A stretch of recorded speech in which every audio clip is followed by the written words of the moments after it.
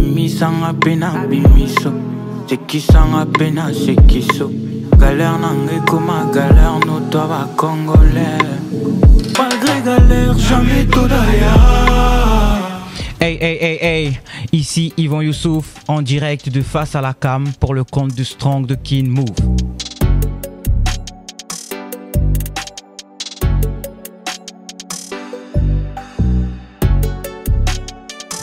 Alors, je suis Yvan Youssouf, artiste congolais, artiste chanteur, rappeur, auteur, compositeur, actuellement à Kinshasa. Donc j'ai commencé ma carrière à Lubumbashi, maintenant je suis à Kinshasa.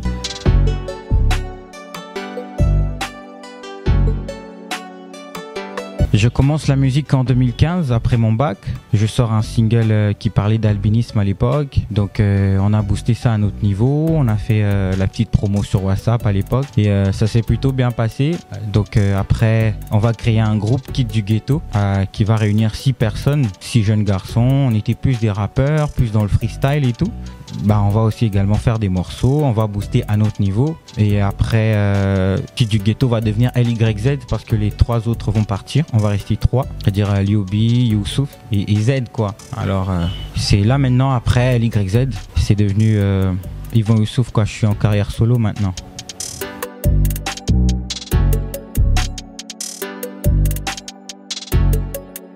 Mayele na chik na vi bisengwe sila kate. Kebana bafo masta bomi mona loinge. Oh, rafiki ni adoui. Mtoto c'est, en quelques mots, je crois que c'est beaucoup d'efforts, beaucoup de créativité et surtout beaucoup de patience. Ce morceau a pris vraiment du temps pour être conçu, chaque détail, chaque parole, chaque instrument et avant de sortir quoi. Je crois qu'en quelques mots c'est ça Mtoto.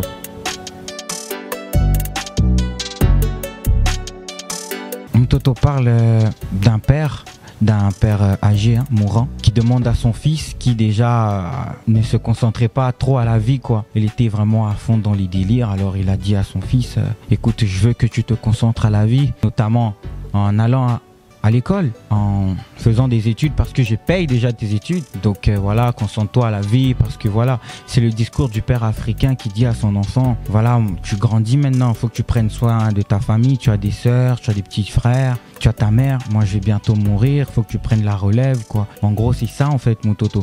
Mais on a pris le cadre là de l'école comme modèle parce que c'est un truc un peu universel l'école. On pouvait pas dire par exemple non mon fils fait le jardinage ou on a choisi l'école pour que ça soit plus universel quoi.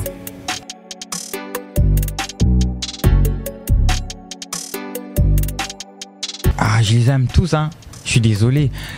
Parce que je sais pas, je peux pas choisir un de mes titres genre le meilleur, non mais je les aime tous parce que voilà, ils ont été conçus de la même façon hein, avec beaucoup d'énergie, beaucoup d'efforts. Chaque titre a son potentiel, donc je me vois pas encore dire ouais j'ai un titre préféré, mais le temps nous dira par rapport peut-être à la durée, à la taille, à l'appréciation. Mais personnellement j'aime tous mes titres en fait, voilà. Moi je trouve que l'actuelle scène musicale congolaise, elle est très riche en créativité, elle est rapide, elle est impressionnante. Je trouve qu'actuellement, il n'y a plus vraiment une règle précise pour faire de la bonne musique, ça part dans tous les sens et c'est ça qui me plaît le plus en fait. C'est ça même le sens du mot musique urbaine, quoi. Une sorte de musique de rue, ça part dans tous les sens, on ramasse tous les styles, on les mélange et ça donne quelque chose. J'admire actuellement ce qui se passe sur la scène musicale congolaise quoi. La négativité, je suis pas, déjà j'aime pas être négatif donc j'essaye d'apprivoiser ce petit côté positif pour dire que voilà, il y a des nouveaux trucs qui arrivent, des artistes qui percent et tout, qui entrent dans des endroits voilà où ils entraient pas avant et moi c'est ça en fait le truc positif que je préfère garder de la scène musicale congolaise quoi.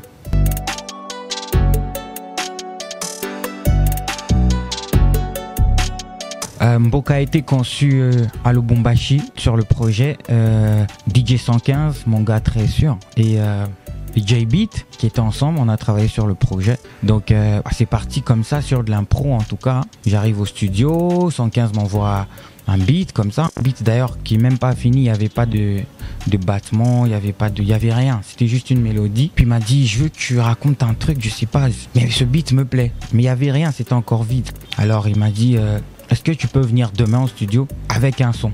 Je suis d'accord, pas de problème. Moi aussi j'ai grave aimé le beat. On était en studio, on faisait des top lines, non, on faisait des top lines comme ça.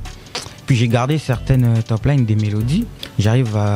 Je suis à la maison, j'écris très rapidement parce que tu vois, quand c'est bon, ça inspire. Quand la mélodie parle, ça inspire. Direct, j'écris, je finis. J'arrive au studio. D'abord, on a dormi au studio. Je crois on a dormi au studio. C'est le jour d'après que je devais maintenant faire le truc. J'arrive, j'enregistre. Je commence à chanter ça d'abord. Bimi sanga pena bimiso, c'est qui sanga pena, c'est qui so.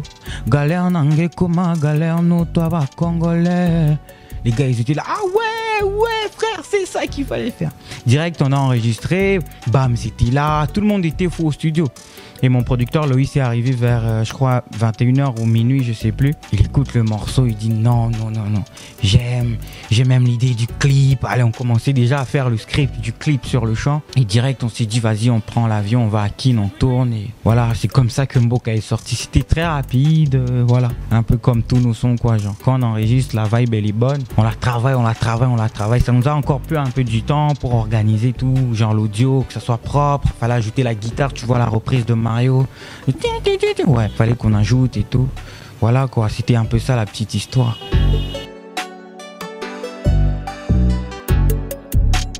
En fait, la concurrence est très importante. S'il n'y a pas de concurrence, on s'ennuie en fait. On ne crée pas, on ne se surpasse pas. Donc c'est important quand il y a la concurrence. Et puis c'est bien quand tu écoutes les autres, tu sais. Parfois, ton inspiration dépend de ce que les autres font, tu vois. Tu peux sortir une chanson, un artiste sort un autre morceau, tu écoutes, tu dis « Oh, ok, tu as compris un nouveau truc ». Tu prends son truc, tu chamboules et puis tu sors ton truc. Tu vois, donc la concurrence est très importante. Ça permet d'être créatif, d'être concentré, quoi. Les vues sur YouTube, bon, pour moi, c'est juste des repères. Hein. Pour moi, c'est pas un signe de succès. Avoir beaucoup de vues, pour moi, c'est pas un signe de succès. Les streams, c'est pareil. Parce que, tu sais comment ça se passe avec le stream et les vues. Parfois, tu es en train, YouTube te propose. Donc, il y a des gens qui regardent parfois ta chanson. Ils le regardent avec leurs yeux, mais après, tu restes pas dans leur cœur, tu vois. Moi, ça représente un repère. C'est un signe que, voilà, bon, ce que tu as fait fonctionne. Mais pour moi, le signe d'une réussite d'une chanson, c'est quand les gens chantent ta chanson. Parce que tu peux beau faire des vues, mais tu restes pas dans les cœurs des gens ou dans les têtes des gens. On t'a juste vu et puis voilà. Mais quand on t'a vu puis on t'a gardé, c'est-à-dire même dans des showcases, des concerts, on chante ta chanson. Voilà, pour moi, c'est ça qui est le plus représentatif, quoi. Dans 10 ans, je me vois prospérer plus dans des concerts. Faire des gros concerts encore plus, parfois aussi produire les autres artistes forcément, élargir les horizons, faire en sorte que la musique de mon pays reste toujours imposante dans le monde d'ailleurs, qu'on reste ensemble, tu vois, et faire en sorte que, voilà, que mon pays, le Congo, soit toujours en avant. C'est ça que je projette dans 10 ans en fait. Je m'inspire de tout, hein. En fait, je m'inspire de tout. J'ai pas vraiment de source d'inspiration pour être honnête. Je m'inspire de tout. Tout ce qui me met dans un bon mood, direct, ça me donne envie d'écrire. Et quand je suis inspiré, la chanson ne dure pas. Je l'écris très rapidement. Voilà, c'est-à-dire la chanson, c'est-à-dire la maquette. Tu l'as finie. Ouais. Après, tu complètes des trucs, oui. Quand tu as l'inspiration, ça ne dure pas. Ça prend même pas 10 minutes. Tu as ta chanson. Après, il faut l'améliorer encore, la travailler, quoi. Mais je m'inspire de tout, quoi. Voilà. Mon moment préféré, c'est quand les gens chantent la chanson que j'ai sortie. Genre quand je reçois des vidéos, quand tu es sur la scène, ou quand parfois tu es quelque part, quelqu'un écoute ta chanson et il chante. Pour moi, c'est ça mon moment préféré, en fait. Pour moi, une chanson marche pour moi quand les gens l'ont pris, au fait. C'est plus ta chanson, ça devient leur chanson. Là, pour moi, c'est bon. Voilà. Exactement, c'est ça le truc, quoi. Alors voilà, Mboka est déjà disponible partout, sur toutes les plateformes. Donc allez streamer fort, écoutez ça, partagez le lien à tous vos potes, à tous vos amis quoi. Donc toujours disponible. Alors suivez-moi sur Instagram, sur Facebook, sur TikTok, sur YouTube, c'est le même nom. Yvan Youssouf, je vais épeler pour faciliter. Yvan Youssouf, ça s'écrit Y-V-O-N espace Y-U-S-U-F. Voilà.